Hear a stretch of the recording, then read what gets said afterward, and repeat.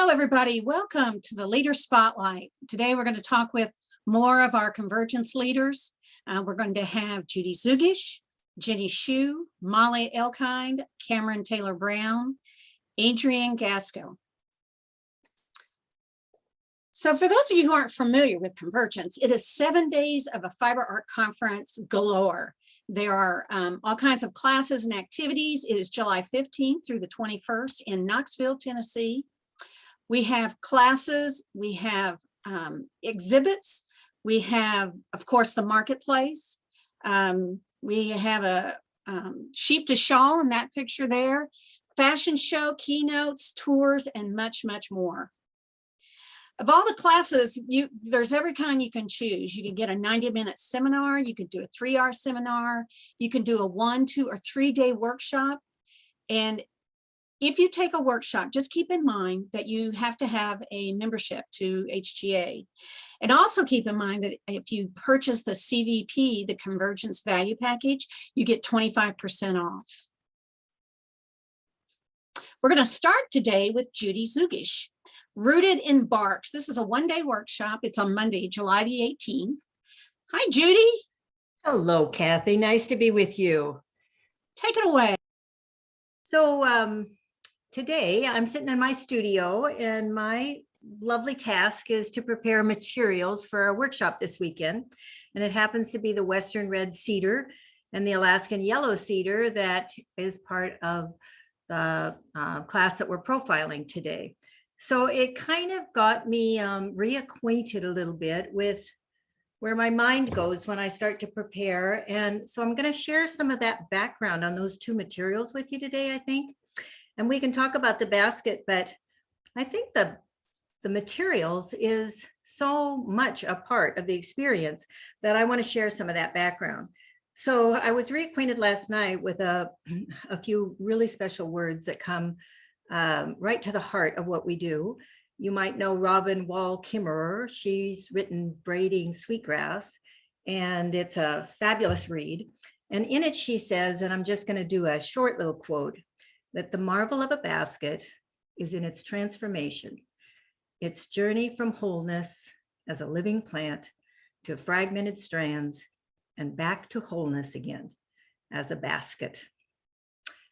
So thinking about that when I start to work is quite important to me because these are traditional materials and they are quite a marvel in your hands, as well as the connection to a living thing. So let's look at a couple of slides and I can tell you about that. So this was at a museum. It's the fibers. As you can see, it was part of a cedar bark PowerPoint that I did. And so each of those, you're looking at Western Red Cedar, Thuya plicata. You're looking at it refined into a smaller form. You're looking at Chamaecyparis nootkatensis, which is the Alaskan Yellow Cedar, and then prepared again into the strips, if you will, between an 1/8 inch, sometimes a 1/16, fully up to a 1/2 inch, depending upon what the project might be. So you're really selecting your choice material. And I know that people who attend Convergence get this, which is why it's such a lovely audience.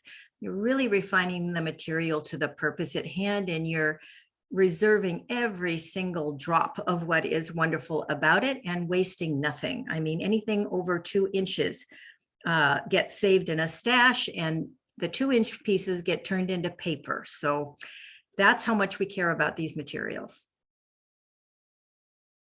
So this is the Thuya plicata and the Western Red Cedar, and there's some beautiful writing, anthropological work about how every piece of the tree, from the tips of the branches to the bark that it shares so generously, to the roots below ground, and how many ways they nourished and provided warmth and vessels and meaning, actually, to Native American lives. And that's particularly true in the Pacific Northwest, which is where I'm coming to you from. So we really honor this this tree, and we definitely honor it as we work with it as well. Yeah. So you can see the tips of the branches. That's actually a tree in my particular garden that you're seeing on the left-hand side. And then look at this stripping process. So in the early spring, when bud break, which is right about now, and the alder trees begins, you begin to hike yourself to a high mountain range. With permission, you can pull living cedar. It does not destroy the tree. You wouldn't pull any more than what you see there, maybe a quarter, maybe less than that of a tree, and it'll heal. But you're taking that bark from a standing tree without limbs and pulling it all the way up to where it will snap off. For me, that means I have to wrap it around my body and put my full weight on it for it to snap, which means I'm now all pitchy. And then you take the outer bark away from the inner bark. Let's look at the next slide and see if that shows that. Thank you. So outer bark stays on the forest floor to be able to nourish the next plant life that comes along. And the interior of the bark is what you see here starting. Those are big, wide, beautiful rolls. I mean, you get more excited than you do almost shopping at the marketplace. It's pretty fun. And then you're rolling those up and you have to dry them for a full year. Let's see what our next slide looks like. Thank you. So after it's been rolled and dried for a full year, that's a seasoning process. And you do have to be patient during that time. Also, I usually freeze mine for a couple of weeks, well protected, to prevent any cedar bark borer from continuing to be working in the interior fibers. And then it gets soaked. And at that point, you start to do the processing, which is thinning and narrowing repeatedly. So first you're bisecting it and you have a thick piece that might be used for a backpack. And then you're narrowing it again to, say, a 3/4 inch piece that might be used for a hat. And then you're thinning it again, and now it might become a weaver. And then you're doing the same and getting it down to 1/8 inch or 16th inch, and those might become twiners. So you're literally in your hands making the elements of all that you will do with this one material. So that's it on the rolls, and you can see that's what the shop is like a lot, going through this seasoning process. That's a bountiful harvest, and it's not a guaranteed material in the sense that a lot of the landscape that we used to be able to collect and the health of the plant has changed a lot. So it becomes even more reverential to do your very best with it. And then roots and other vines and things that I also use in natural basketry are hanging to go through their seasoning process. So here you are in the workshop. This is what it's like, really baking baskets together. I know you understand this because we're all makers, is a fairly close contact sport, if you will. It's really a nice collection of people, voices, work in your hands that allows your mind to go into other kinds of murmuring. You're of course surrounded by the inspiration of it. And of course, there is also that great sense of being connected to other people with like values. It's a very meaningful part of my practice. So this is teaching, gosh, back when I had short brown hair, this is teaching a raincoat post, which was a custom piece that I designed for mail. And you can see how closely, again, that we work together when you're starting to get a demonstration. So that's why these classes are small. They're very intimate. They're very focused. And it doesn't really come out of a book, does it? It comes out of watching and repeating what the hands before you show you. Judy, this is amazing. I can't imagine how much work you can get done in the course of a one-day workshop. This is a lot. Thank you. It is a lot. There is quite a lot that you're absorbing. So that's some of the fun things that we do with them. This is a wearable hat here.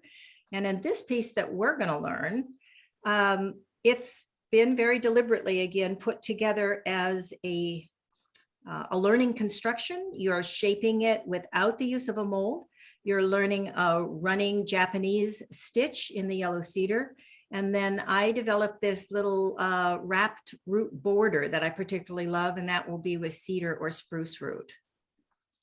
All right. Thank you so much, Judy. Again, this is Rooted in Barks. It's a one-day workshop. If you want more information, you can contact Judy. If you want to see more of her work, go to our website. And also you can go to the HGA website, weavespindye.org, and learn more there. Thank you, Judy. Thank you. Next up is Jenny Schu. Finish and exhibit that piece. Now that's a challenge. This is a 90-minute seminar and it's on Saturday. This sounds good, Jenny. Thanks. Hi. I'm going to share my screen real quick. There we go. So this, sorry, I haven't done this for a while.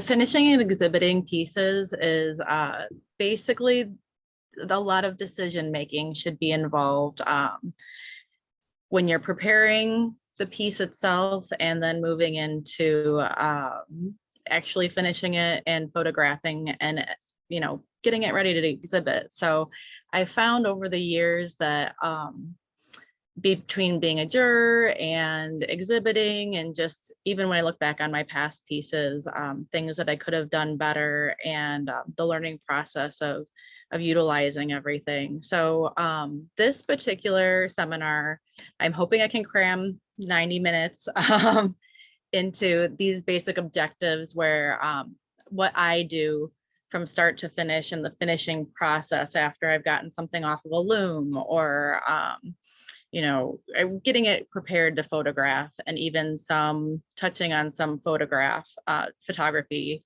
ideas that I use. So how do you want it to be displayed? Are you okay leaving that up to the curator, or do you need to structure something more?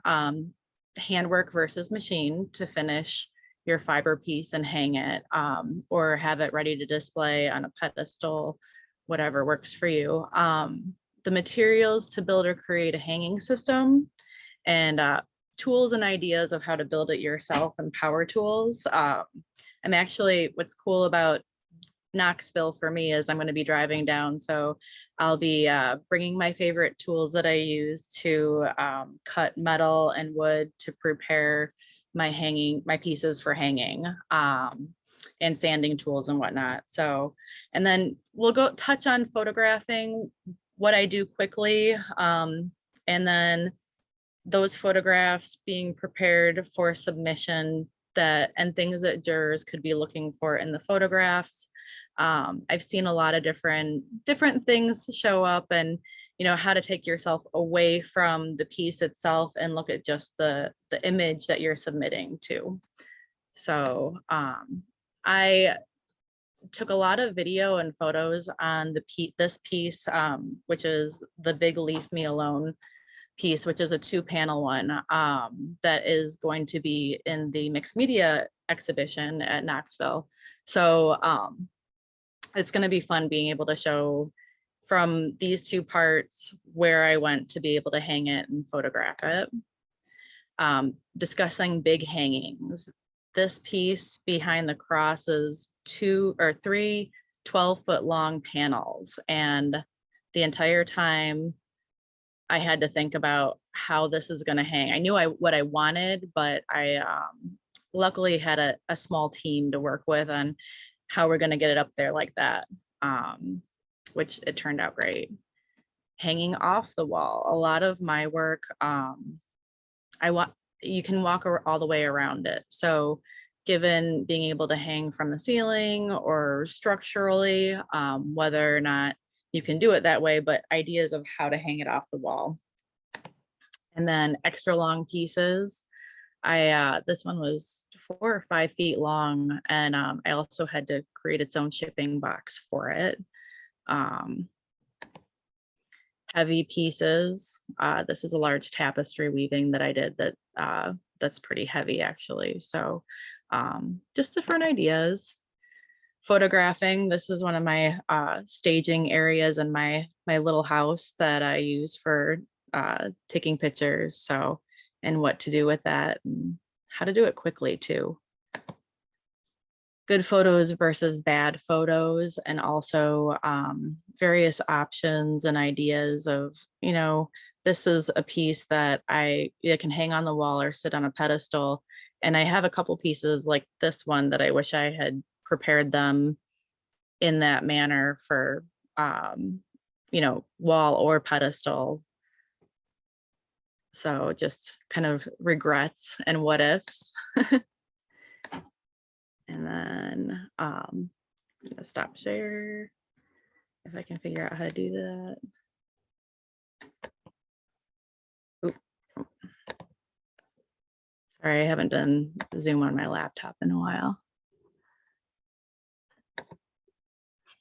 And then, so I've got a lot of different power tools that I'll be bringing in for people to be able to turn on and hold. And I'm finding people are kind of afraid of working with power tools sometimes. So I'm going to be showing you different, like my vices and stuff, because taking, your dowels or I use a lot of metal rods to hang. And then also we'll be discussing different molding profiles and what's good and bad and what to look out for. I think even going to art school, I mostly just put everything on a dowel, and I don't like doing that anymore. I think that your piece really needs to, you have to decide whether or not your hanging system is going to be part of the piece or if you want to hide it somehow. But as a juror, normally when I just see a dowel stuck in there, I'm like, oh, I get it. The fun part was over, but let's try to make that part of the piece too. So yeah, that's basically the rundown that I have for my seminar. If there's any questions. I think it's wonderful you're doing this seminar. We need to do more of this because you talk to artists and they have these beautiful works that they make, but then when they submit them, they don't get accepted. And part of it will be the things that you go over, the photography or how they hang it or the finishing. So this is a great opportunity for anyone who either has just begun to enter exhibits or wants to enter exhibits. This is key information in getting accepted. So I encourage everybody to check this out. Again, it's Jenny Schu. It is finish and exhibit that piece. It's 90-minute seminar. It's on July. Thank you, Jenny. We appreciate it. Next up, we have Molly Elkind. Molly is going to talk about her class, which is the Contemporary Tapestry Scene, Trends and Traditions. This is a 90-minute seminar. It's on Saturday, July the 16th. Hey, Molly. Hey, Kathy. Thanks to you and everybody at HGA. I'm really happy to have a chance to share this little tasting menu of the kinds of things we'll see as part of this lecture. I first thought about this topic when, as a tapestry weaver myself, I looked around and I was just amazed at the incredible diversity of what is called tapestry today. And my question to myself was, how did this come about, this amazing diversity? And also, where does my work maybe fit into this scene? So I hope that whether you are a tapestry weaver yourself or maybe just curious about it, you will enjoy this 90-minute slideshow that I'll do and find it inspiring and informative and it'll give you a context for understanding all the exciting work that's being done. One of the best things about a 90-minute seminar like this is all you have to do is show up. There's no supplies you need to worry about bringing. Just settle in for 90 minutes of eye candy. This slide gives you a sense of that diversity that I'm talking about. You see everything from a picture on the left with Tommy Scanlon's piece to a piece in the center that's all about color and texture, and a piece on the right that's about coming out from the wall, creating something sculptural. All three of these are typical of current trends in tapestry today. Here's a couple more of those pieces that go into the area of relief and even sculpture. Sarah Newbert is a contemporary weaver whose work incorporates texture and freeform weaving, and she works for the interior design market. Weavers like Susan Iverson, whose piece is on the right, she's exploring ways to take the traditionally flat surface of tapestry and manipulate it into a deep relief. She's woven these long, narrow strips and then hung them so that they cradle these little glass balls at the bottom. Some weavers today are going all the way into 3 dimensions with pieces that are sculptural and incorporate some really unusual materials. On the left is a piece that measures about 51 inches square and comes 12 inches out into space. It's made with cotton, polyviscose, and brass sticks. And the piece on the right is also fairly large, 60 inches tall. It's really hard to see at the bottom of that photo, but the fiber optics and the steel cable in there really bounce the light around in an interesting way. It's a very high-tech piece. Also incorporates satin ribbon. So you may look at these and say, but these aren't tapestry, these are mixed media sculptures, and you would be right. But what got them into the ATA Tapestry Biennial a few years ago is that they are both made using weaving techniques. Another trend in tapestry today is to work small. We're lucky to have a wide variety of small scale looms available. And so now tapestry can be a spontaneous response to what we see and feel rather than this years-long journey to make some giant wall-sized piece.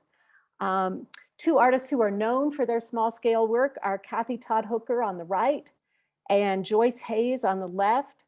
But if you look at these pieces carefully, you'll notice that small doesn't necessarily mean simple. Small format work is meticulously crafted and it packs a punch when you come in close for a better look. Another vibrant sector of the tapestry world is the work that's being done by weavers in ethnic and indigenous traditions. Navajo weavers like Kevin Aspas on the left are raising their own sheep, carding, spinning, and dyeing the wool, all of which is very traditional, but weaving work that is taking those traditions into a completely new and contemporary tradition. In this blue piece called White Lightning, he's using a traditional Navajo technique from the 1880s called wedge weave, but he's put his own spin on it. And I wish I had a close-up detail shot, but all those zigzags are actually a diamond twill structure. So it's just amazing to see up close. So he's taking his tradition into a new direction. Irvin Trujillo on the right is the 7th generation of Rio Grande style weavers in New Mexico. And he too is using traditional methods and motifs and yet taking them into a dazzling contemporary spin. I want to close this little preview of the wild and woolly world of tapestry today by ending where tapestry began, that is with pictures, with representation. From the beginning, that's what tapestry has done and done well. These 2 artists are both using traditional tapestry technique, that is, they're weaving with discontinuous wefts to make a flat, weft-faced textile that hangs flat on the wall. But both of them are addressing contemporary topics, the current issue of environmental dangers. Even when the traditional techniques are used, the theme today is very current. So in this last slide, I just want to say that our own voyage, our own late voyage to Knoxville have been delayed, but I'm excited to finally gather with the Convergence tribe in July, and I hope this has whetted your appetite for the slide talk I'll give then. Thanks. Thank you, Molly. You're welcome. Beautiful, beautiful work. If you want to know more about this class or any of the classes, this one is the Contemporary Tapestry Scene, Trends and Traditions. It's a 90-minute seminar. It is Saturday, July the 16th. You could go to the website to sign up. You can see a description of the class. Contact Molly if you want more information. Thank you, Molly. Thank you. Next up, we have Cameron Taylor Brown. She's going to talk about One Shuttle Many Colors. This is a one-day workshop. It is Friday, July the 15th. Good way to start off the conference. Hi, Cameron. Hi there. Great to see you. You too. So I put together a little slideshow for everybody. So let me start that. I can find it here. Here we go. I too am a little rusty because I haven't been giving as many slideshows online as before. Okay, so here we go. All right. So I'm going to be teaching a one-day workshop called One Shuttle, Many Colors.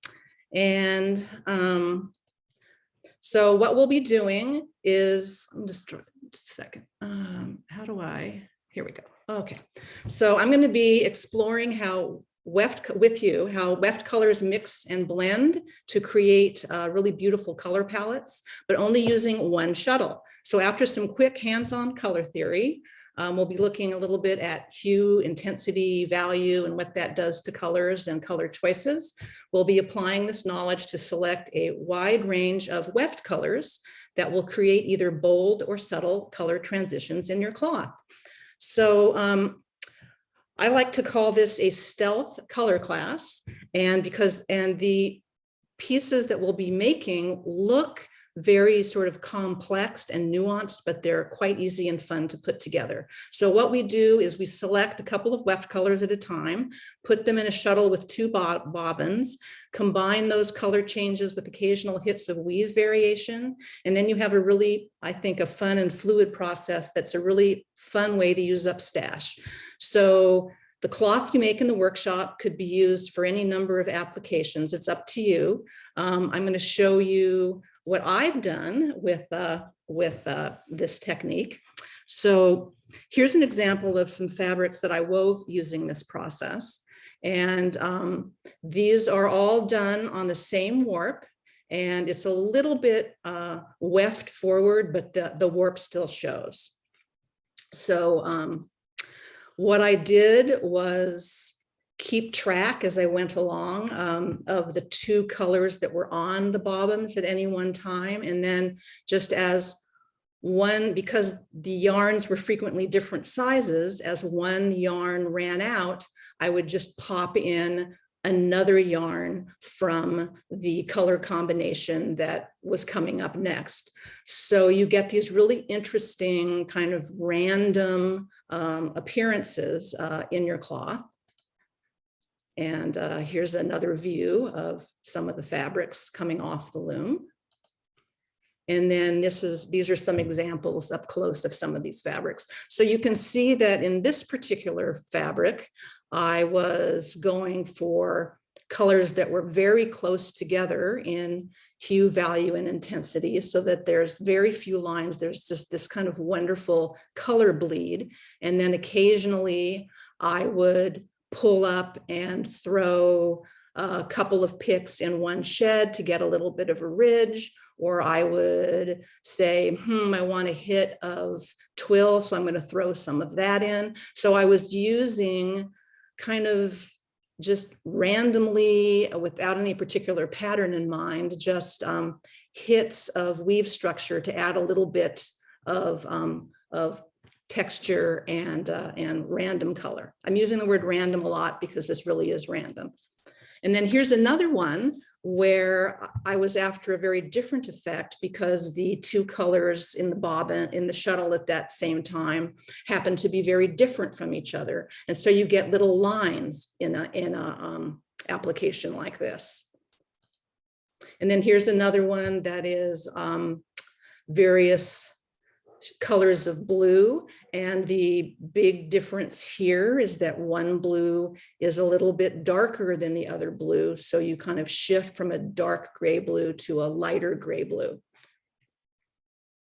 The other thing that's going on that's kind of fun is this is an end-and-end warp where the odd threads were blue and the even threads in the warp were gray, so I could bring up only the blue and get blue lines, or I could bring up only the gray and get gray lines, which makes it kind of interesting as well. Here's another variation that goes more to the apricot side. And another view of a fabric where it almost creates stripes because I've made the transitions in a way where you have edges. And then all of these fabrics ended up going into pillows, which are on my son's couch in Brooklyn, New York.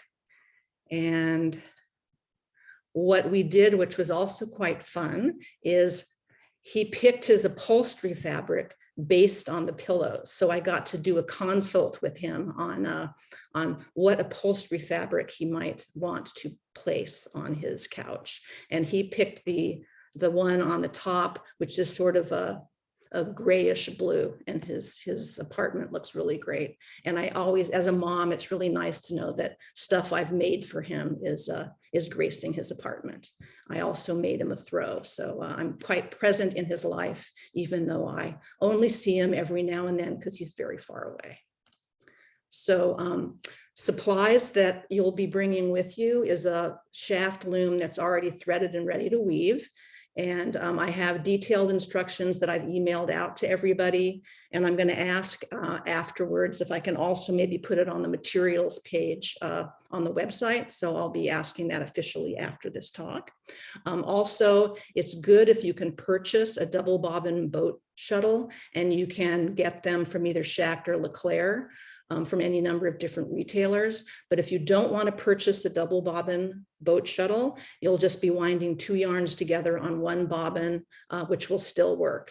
And then you'll be bringing your own bobbin, scissors, notebook, pencil, a bobbin winder, if you have one, would be great, because I'm only going to have 2 with me, and there could be up to 20 in the class.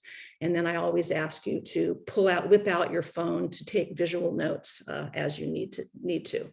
I will be coming with a big suitcase full of weft yarns that you'll be able to rummage through and have fun with, and a couple of manual bobbin winders, and they will be coming with me on the airplane from Los Angeles to Knoxville. So that's what's going on with that. And the materials fee is $10. Okay, so that's one shuttle, many colors, and I hope to see you there, and look forward to finally getting together with everybody. It's been a long time coming, and I'm ready. Me too, Cameron. All right, so I'm going to stop my share. This sounds like a wonderful day of playing with color. It just sounds delicious. Just being able to play. I think so. It's fun, and All it's fun, and it's a way. A lot of people like, what do I do with my leftovers? And I feel like leftovers is not the leftovers is the wrong word. It's presents you with opportunities. Yes. Right. Wonderful weft options. So yeah, I never have enough yarn. So anyway, I'm one of those people. Well, thank you so much. And again, if you want to check out her workshop, her one-day workshop, One Shuttle Many Colors, go to the website and you can check the materials list and know what you need to bring. And thank you so much, Cameron. We appreciate you coming on. Oh, you're very welcome. It was my pleasure to be here. All right. Last but not least is Adrienne Gaskell. Ombre Kumihimo Braid. It's a one-day workshop. It's Monday, July the 18th. Hey, Adrienne. Hi, Kathy. How are you today? Good. How are you? Great, great. I'm so happy to be able to talk about this class because it's one of my favorite classes to teach. And I want to just go through a short presentation to get everybody so they understand a little bit about what it's about. Okay. Am I sharing my screen? Not yet. I just see you. Okay. I think I forgot to share my screen. Hold on. I only do this like 10 times a week. You'd think I'd remember how to do it. There you go. Okay, here I am. Okay, so the Ombre Kumihimo braid is a specific traditional Japanese braid, which is called oimatsu. And the focus of this class is really more about learning proper usage of Japanese traditional equipment, maridai and tama, and using traditional Japanese fibers. But guess what? We get to mix it up here by putting in some real contemporary materials. We're adding leather, ball chain, and we're going to learn a lot. I think of this class kind of like, you know, going and taking a cooking class, and you end up with a cake. But really what you did was you learned how to measure flour and sift and temperatures and all of that. We're going to end up with the braid, but the class is really so much more than that. So let me tell you a little bit about it. First, we're going to have 3 fabulous color choices. Now, these are all custom dyed silk from Japan. And I don't know if you can see, but they have little sparkles in them. They go from one color to another and back again. So there's a real nice blend. A lot of people see these braids and think I'm using 2 colors, but it's all one silk. So it makes it easier to do it that way.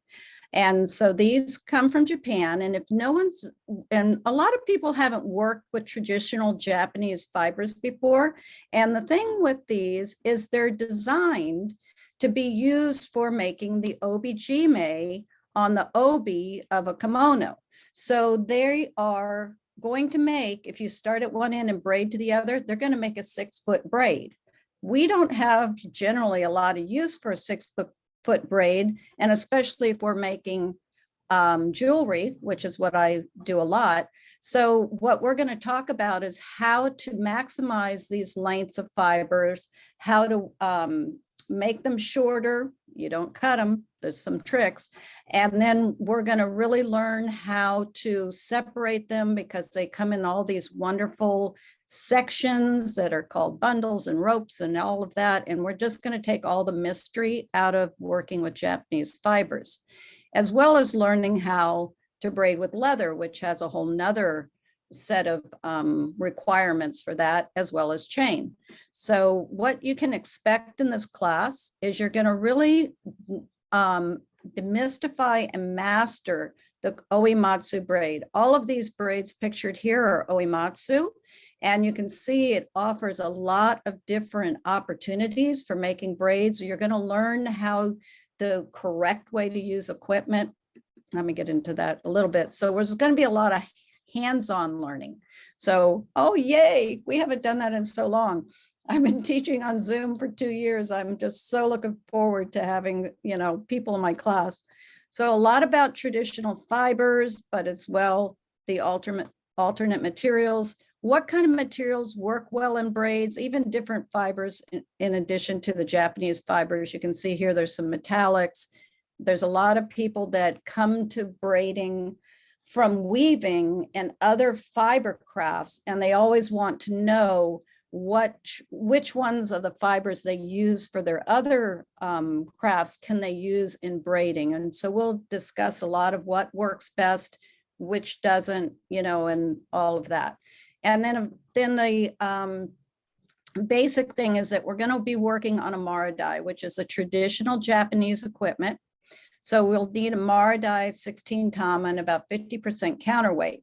Now, if anyone wants to take this class but does not have a mara die or is unable to bring it because it is a little cumbersome, although I know everybody who comes to Convergence is used to dealing with that kind of issue, they can contact me because I do have some I could bring for people if they needed, or even say they have a mara die and they only have 8 tama. I can provide additional tama and counterweight. So basically what I want to focus on during this class is how to use the equipment, how to use the fibers, and how to braid the way I've learned in Japan. And I want to pass all that information on to my students and teach you some tricks along the way. And so this is a class for anyone who wants to learn traditional Japanese braiding techniques and maximize their braiding skills. So that is about it. Let me stop my share. So those braids are just amazing. They're just beautiful. And it's amazing how versatile they are. I'm always surprised at all the things that you can do with any kind of Kumihimo braiding. Oh, yeah. And I mean, I do a lot of jewelry making, but obviously this braid can be used for a purse strap, for putting edging on tapestries. I have people that take the class to learn how to put the edging on, say, a Chanel jacket, which those are all braids. There's just so many things that braids are used for. outside the tradition of the OBGYN and the kimono. So, you know, that's it's just limitless in my opinion. Well, thank you so much, Adrienne. And again, if you have questions, you can contact Adrienne. You can go to the HGA website and see the description. You can look at the materials list. We have a lot of the emails and websites posted on our chat. So again, it's Ombre Kumihimo Braid. It's a one-day workshop. It's Monday, July the 18th. Thank you so much, Adrienne. Thank you. So if you're ready to sign up for a class, all you have to do is go to wespendie.org sessions. All the information again is there on the website about the class. You can register, check out the materials list at our website. We've got new hotels listed. We've got the Marriott that we've always had. We've got the Crown Plaza, the Hyatt Place Knoxville, and the Cumberland House Knoxville. And please go through the link on the website. If you call the hotel, you may not get the Convergence rate. So check those out online, again, at wespendie.org. So please come join us. Take a class, whether it's a 3-day workshop or just a 90-minute taste of what you want to start working on next. It is July the 15th through the 21st. You can come for the whole time, come for the day. There's day passes available also. Thank you all so much. And we'll see you this summer in Knoxville.